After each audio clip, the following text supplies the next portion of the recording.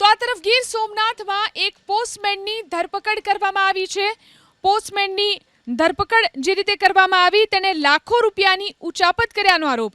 સૂત્રાપાડા તાલુકાના મોરડિયા ગામની પોસ્ટ ઓફિસમાં ફરજ બજાવતા પોસ્ટમેન કેયુર સોસા પર આરોપ છે કે તેણે 68 થી વધુ લોકો સાથે છેતરપિંડી કરી।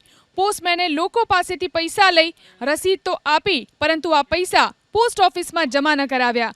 પોસ્ટ વિભાગની તપાસમાં છેતરપિંડી થયાની જાણ થતાં સૂત્રાપાડા પોલીસ સ્ટેશનમાં ફરિયાદ નોંધવામાં આવી। લાંબા સમયથી પોસ્ટમેન ફરાર હતો। અંતે પોલીસે તેને દબોચી લીધો અને કોર્ટમાં રજૂ કરી 2 દિવસના રિમાન્ડ મેળવ્યા। તો આ તરફ ગીર સોમનાથમાં એક પોસ્ટમેનની ધરપકડ કરવામાં આવી છે। પોસ્ટમેનની ધરપકડ જે રીતે કરવામાં આવી તેને લાખો રૂપિયાની ઉચાપત કર્યાનો આરોપ।